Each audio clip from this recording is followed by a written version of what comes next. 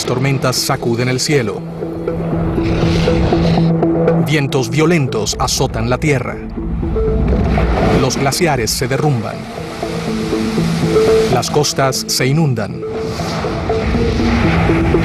Especies enteras se extinguen. Muerte, causada por cambios climáticos extremos. Pero esta no es una descripción del presente. Este es el clima de una época remota, de una era que podría estar a punto de repetirse. Hoy los científicos están en una carrera por comprender el clima del pasado, con la esperanza de prevenir una catástrofe en el futuro.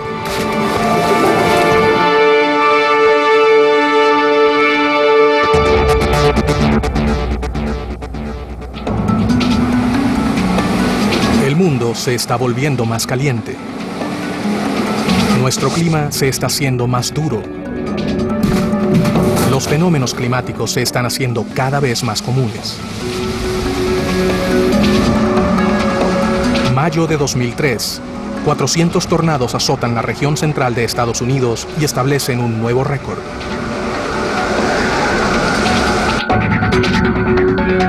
Verano de 2007. Las hojas de hielo que cubren el mar del Polo Norte se han desvanecido hasta sus niveles más bajos desde que comenzó a llevarse registro. Y hoy, en Darfur, África, una sequía implacable ha afectado a millones de personas, lo que ha matado a muchos más de hambre. La mayoría de los científicos creen que nosotros somos los culpables de que las actividades humanas estén empujando a la Tierra hacia una catástrofe climatológica. Mientras mayores volúmenes de gases de efecto invernadero son liberados hacia la atmósfera, mayor es la cantidad de calor que queda atrapada y que eleva la temperatura de la Tierra. Hoy los científicos del clima nos están dando una advertencia. Si retrocedemos millones de años, podremos encontrar situaciones donde la cantidad de CO2 en la atmósfera era mayor a la que existe hoy en día. Vamos a explorar algunos de esos registros en el presente. Los esfuerzos por crear conciencia sobre las amenazas del cambio climático comienzan a ser reconocidos con el Premio Nobel de la Paz 2007 entregado a Al Gore.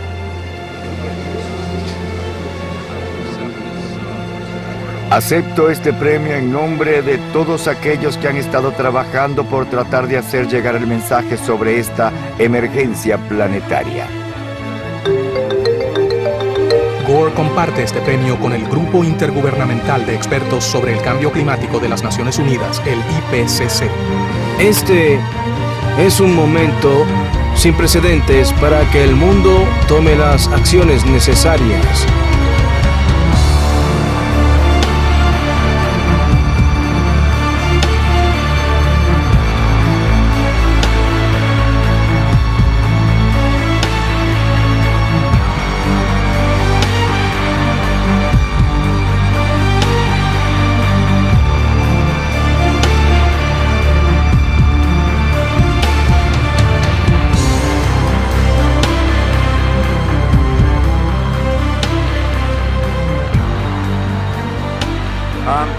The carbon con. We are being sold one of the most blatant lies, at least of modern times, and probably more than that.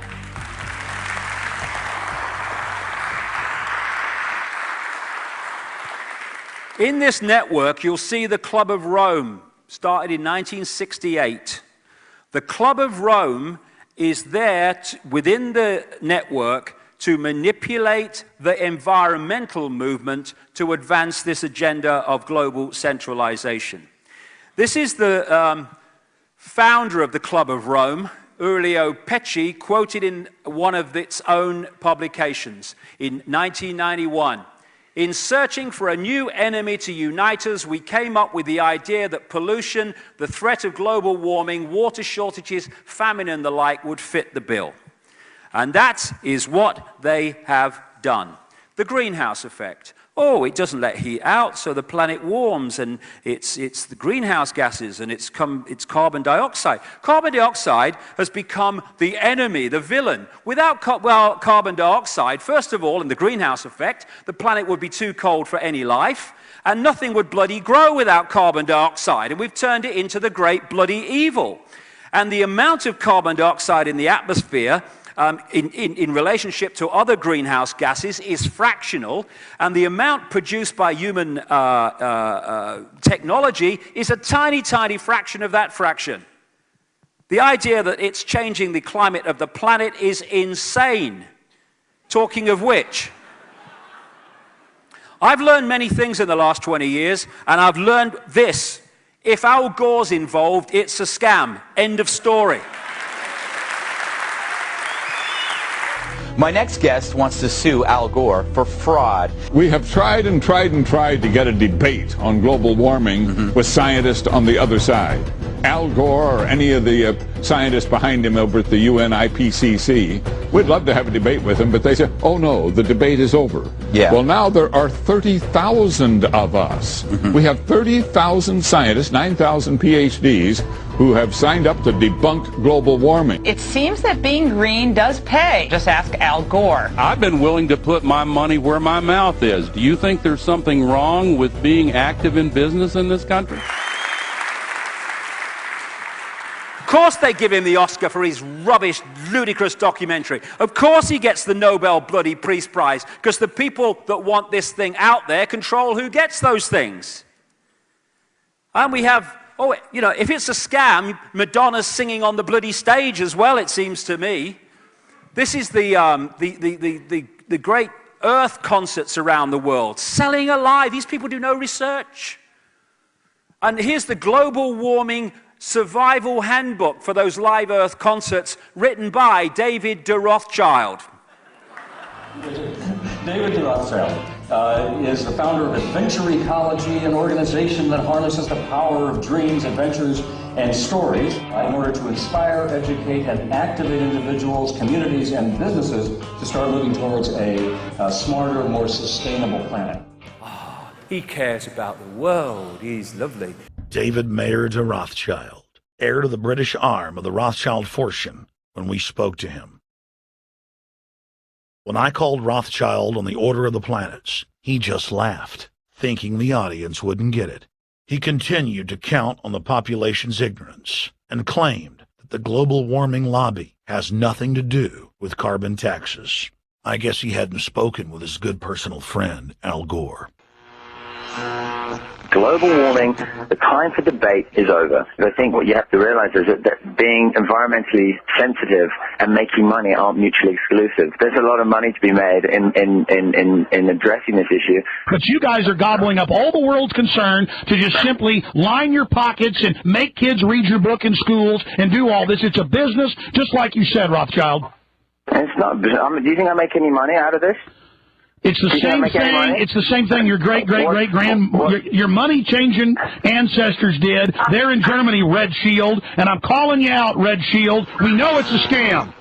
A pollution-based tax system, principally CO2. We're causing it mainly, vast majority of it. The consequences are bad and will be catastrophic unless we act. The polar ice caps of Mars are receding at several miles a year, much faster than ours. And that the moons of Saturn and Jupiter are melting. In fact, several of their moons were ice and are now liquid seas. Now, how are SUVs causing that, David Rothschild? That's because those planets are closer to the sun, my friend. No, Jupiter and Saturn are not closer to the sun. Neither is Mars. Yes, sir.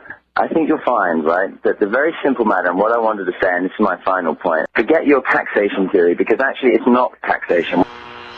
Put a price on the carbon. A tax is the best way. Cap and trade can also do it. If there were a carbon-based tax, would there be a need for an economy-wide cap and trade system? They are not either or. We can do both. I am in favor of both.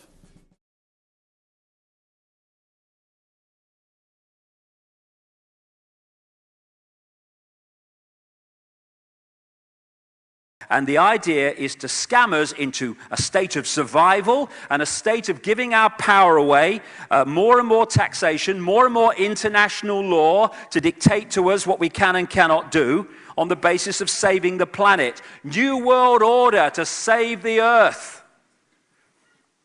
The Earth don't need saving. If you mess with it too much, it'll kick your butt off it. No need saving. More than 100 new taxes are now being developed under the umbrella of curbing greenhouse gases. The new taxes will be paid directly to the private bank consortium. At the producer level, taxes will be paid on farm animals' flatulence.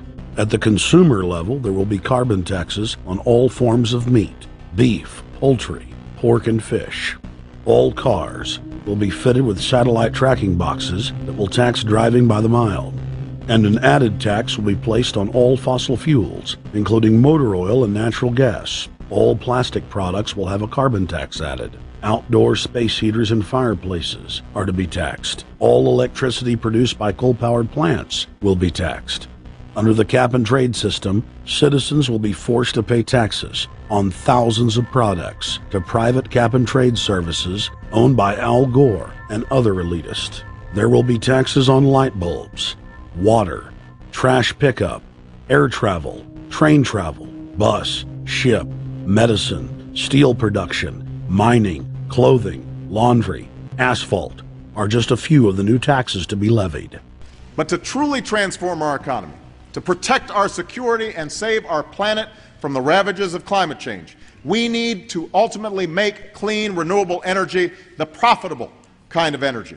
So I ask this Congress to send me legislation that places a market-based cap on carbon pollution and drives the production of more renewable energy in America. That's what we need.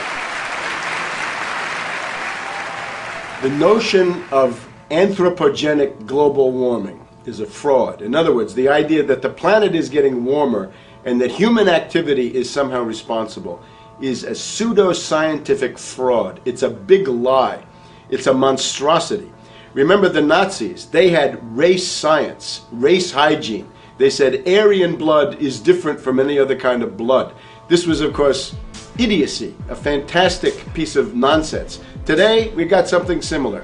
Global warming caused by human activity, and the answer to that is carbon tax plus cap and trade, according to the wishes of Al Gore, Prince Charles, and basically the entire world banking community, the world oligarchy. What they're trying to do with that is to perpetuate the current system where bankers rule the world, financiers rule the world, and the rest of us get the crumbs from the table. But remember, if you try to put on cap and trade and a global warming carbon tax with the idea that you're going to save the polar bears, what you're going to do is destroy human society.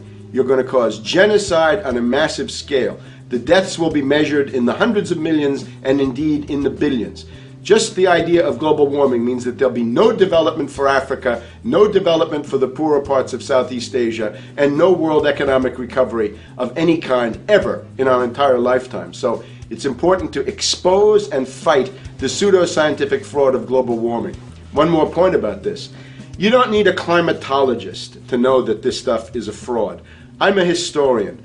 I can tell you, in the last 1,000 years, we had a period of very warm temperatures called the medieval warm period, where all kinds of grapes and semi-tropical stuff was growing very far into the northern hemisphere. That was about 1100, 1200.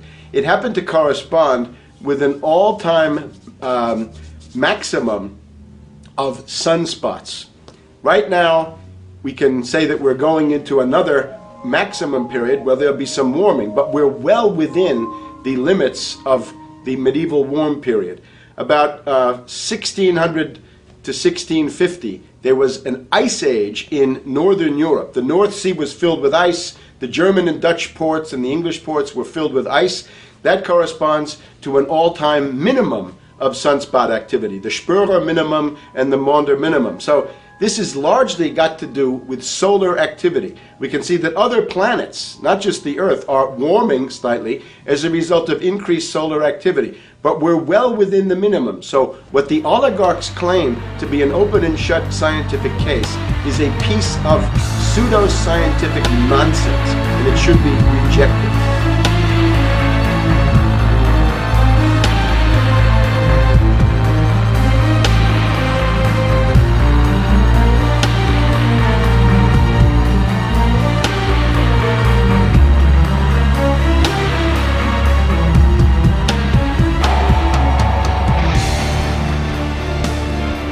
So here we're looking at the ice core record from Vostok. And in the red, we see temperature going up from early time to later time at a very key interval when we came out of a glaciation. And we see the temperature going up, and then we see the CO2 coming up. CO2 lags behind that increase. It's got an 800-year lag, so temperature is leading CO2 by 800 years. There have now been several major ice core surveys. Every one of them shows the same thing. The temperature rises or falls, and then, after a few hundred years, carbon dioxide follows. The ice core record goes to the very heart of the problem we have here. They said, if the CO2 increases in the atmosphere as a greenhouse gas, then the temperature will go up. But the ice core record shows exactly the opposite. So the fundamental assumption, the most fundamental assumption of the whole theory of climate change due to humans is shown to be wrong. This is a graph of greenhouse gases. If you believe the bollocks and the propaganda, this has to be carbon dioxide. Has to be. But it's not. It's water vapor and clouds. This is CO2, and only the little sliver of green is caused by humans, the rest is natural. And by the way, without carbon dioxide, we wouldn't have the world that we live in. Yes, let's take something we need and demonize it. Yes, that's a good archontic inversion, isn't it? Yes, that's right. It's just come out in 2012 that from the end of the warming period, 1997 to 2012, there's been no warming, basically. So that's why they're calling it climate change. They can't call it global warming because people say, well, it ain't warming, mate. This is research by physicists at CERN in Geneva, which was banned for a while, but then it got out in the media and they released it. And this is the findings that have shown that there is a near perfect correlation between climate change, global warming, and the penetration of cosmic rays into the Earth's atmosphere throughout history. You don't mean that warming could have something to do with the sun, could you? Notice the sun never gets a mention. Well, forget about the sun. No, it's carbon dioxide. Bloody ridiculous. There you go. What they've done is they took one cycle of solar activity, locked into it, called it global warming catastrophe, and have just, refused to go back on it. This is a guy who was one of the global warmists in the global warmist cult. He's had the guts to come out and speak the truth. A guy called David Evans. Full-time and part-time consultant for 11 years to the Australian Greenhouse Office, now the Department of Climate Change. He said the debate about global warming had reached crazy proportions. I am a scientist who was on the carbon gravy train, understands the evidence, was once an alarmist, but am now a skeptic. He said the whole idea that carbon dioxide is the main cause of the recent warming was based on a guess that was proved false by empirical evidence during the 1990s, but the gravy train was too big, with too many jobs, industries, trading profits, political careers, and here we go. And the possibility of world government and total control riding on the outcome. Evans said that the governments and their tame climate scientists now outrageously maintain the fiction that carbon dioxide is a dangerous pollutant rather than admit they are wrong even when the evidence is overwhelming. They can't admit they're wrong. In fact, following the United Nations Copenhagen Conference in December of 2009, the Washington Post ran the headline, "Copenhagen Climate Deal Shows New World Order May Be Led by U.S., China." The Copenhagen Conference was disguised as a summit that would save the planet from man-made global warming by cutting carbon emissions. When taking a look at the almost 200-page document that was being proposed, it becomes evident that this was yet another attempt to establish global government and set up a global tax. In Section 38, it states, "The scheme for the new institutional arrangement under the Convention will be based on three basic pillars: government, facilitative mechanism, and financial mechanism." In Section 47, subsection F, it discusses cap-and-trade schemes and carbon taxes and the use of new and existing flexible carbon market mechanisms. These cap-and-trade schemes were just that, a scheme to further transfer the wealth from the poor to the ultra-rich. One of the ways it will drive the change is through global governance and global agreements. The fact that our president even attended should be considered treason. Just weeks before the conference, ClimateGate hit the media. Secret emails confirm that many of the United Nations lead scientists had engaged in fraud in order to promote the idea that man-made global warming was occurring and that carbon dioxide was a toxic gas. In reality, they admitted the Earth had been cooling for the last decade and that they had destroyed the source data in order to ensure the scientific community would be unable to review their findings.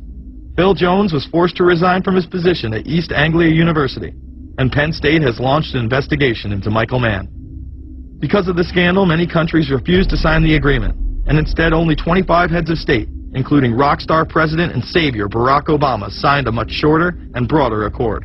The document states that a high-level panel will be created, and that parties will be subject to domestic auditing, supervision, and assessment. The climate conference in Copenhagen is another step towards the global management of our planet. The idea that carbon dioxide, the life force for plants here on Earth, is a toxic gas and should be taxed is laughable. There have been numerous periods of time in which the Earth has had vastly more carbon in the atmosphere than present day. In areas where there have been volcanic eruptions which emit large amounts of CO2, plants have benefited, and there is no negative impact on the surrounding environment, as well as indigenous people from the excess carbon dioxide. The globalists promote this theory to keep mankind in fear, not only for the establishment of a global government and a global carbon tax, but the literal control of the entire planet. An even darker side to the scam of man-made global warming exists. In reality, it's about population control. Ted Turner reveals himself here in this interview with Charlie Rose. We've got to stabilize the population. When I was born, there So were what's wrong with the population? I mean, with too many people. That's why we have global warming. We have global warming because too many people are using too much stuff. We've got to stabilize population on a voluntary basis. Everybody in the world's got to pledge to themselves that 1 or 2 children is it. Not doing it will be catastrophic. We'll have 8 degrees, we'll be 8 degrees hotter in 30 or 40 years, and basically none of the crops will grow. Most of the people will have died, and the rest of us will be cannibals. Civilization will have broken down. What the few people who are left will be living in a failed state like Somalia or Sudan, and living conditions will be intolerable. The droughts will be so bad there'll be no more corn growing. Not doing it is suicide. Unbelievably, when Turner met with other globalists, David Rockefeller, Warren Buffett, Bill Gates, Michael Bloomberg, and even Oprah Winfrey to discuss population control, they were portrayed as superheroes. Behind closed doors on this New York campus, a secret gathering of some of the world's most powerful people. Gates, Buffett, Bloomberg, Winfrey. It was like the Super Friends. In the great hall of the Justice League, there are assembled the world's 4 greatest heroes. Together with others at the meeting, including George Soros, Ted Turner, David Rockefeller, they're worth more than $125 billion. The new Superman and Wonder Woman, the super rich friends, not fighting bad guys, but fighting for good nonetheless. Would a superhero call for a one-child policy? Would a superhero call for population control? In a recent interview, he claims that 2 billion people would be ideal. That means 4 billion plus must die to accommodate a man who owns more acreage than anyone else on the planet. Let's not forget that Ted Turner is the president of the United Nations Foundation. There are countless examples of how we are being indoctrinated to accept these kind of conditions and believe that man and his activities are the problem.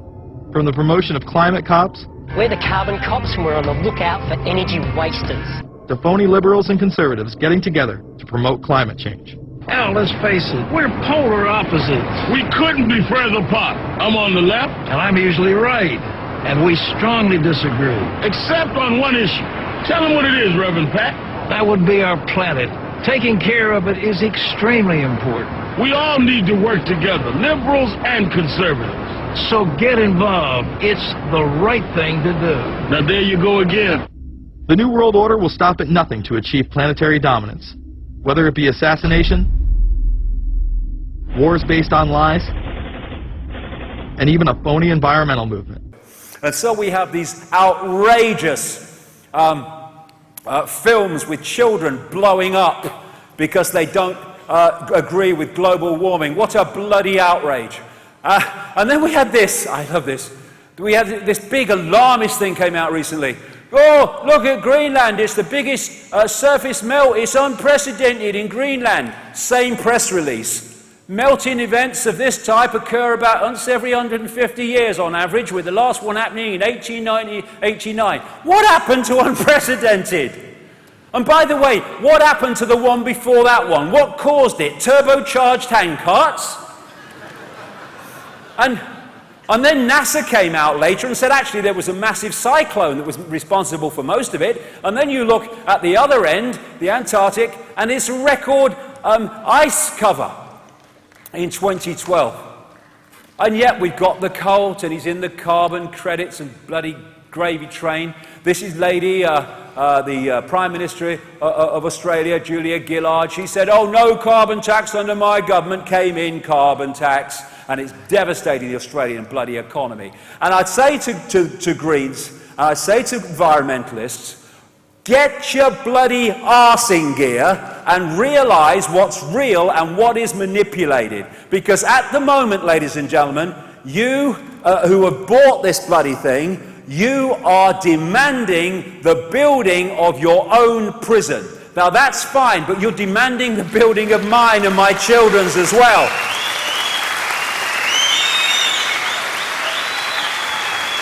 On the basis of a bloody blatant lie. Here you go. Follow the Bono. That's a great thing. They say follow the money. I say follow the Bono. He's his mate. There's a few others. Look, follow the Bono. They're all there. Now, there was a film came out earlier this year called Hunger Games. And this encapsulated in so many ways the society where the global warming bollocks is supposed to take us through justification. Of course, if you look at the symbol of the film, it's the phoenix, the firebird. For those who haven't seen it, it was a world sometime in the future of enormous, total control, where different sectors were fenced off and people were not allowed to go in most of the land of the country. And they were controlled from something called the Capitol, which was an elite that was served by all the poor people and hungry people around the country. And we have a version of the Hunger Games, and it's called Agenda 21 Sustainable Development, and it is being orchestrated outside or through the United Nations, and it is a stalking horse, a Trojan horse for world fascism, as I'm going to go through and explain. Agenda 21 was agreed at the 1992 Earth Summit in Brazil, which was headed by this guy, Maurice Strong, one of the gang big time, a mate of Al Gore. And he said, Maurice Strong, this billionaire oil man, etc., he said, isn't the only hope for the planet that the industrialized civilizations collapse? Isn't it our responsibility to bring this about? What they are trying to do and planning to do is use saving the environment, which these buggers are destroying, to justify deindustrialization and the end of democracy and democratic, which is another thing I could talk about. Democracy and freedom, interchangeable? Don't think so. Anyway, this is the wish list in documents for Agenda 21 operating through the United Nations. An end to national sovereignty, all justified by saving the world, by the way. An end to national sovereignty. State planning and management of all land resources, ecosystems, deserts, forests, mountains, oceans and fresh water. Agriculture, rural development, biotechnology, and ensuring equity equals slavery. The state is to define the role of business and financial resources. Abolition of private property is not sustainable, they say. Here we go again. How many times has this come up? Restructuring the family unit, children to be raised by the state, people told, this is what Aldous Huxley said in Brave New World, people told what their job will be, major restrictions on movement, creation of human settlement zones, I'll get to them in a minute, Mass resettlement as people are forced to vacate land where they live for reasons I'm coming to. Dumbing down education, achieved a long time ago. Mass global depopulation in pursuit of all of the above. And what they're doing to hide it is they're setting Agenda 21 organizations up in all local communities, all over the world, America, Britain, all over the place, and they're giving the impression that each of these is basically an independent local community initiative, when it's all being orchestrated through this organization, through the United Nations, called Local Governments for Sustainability.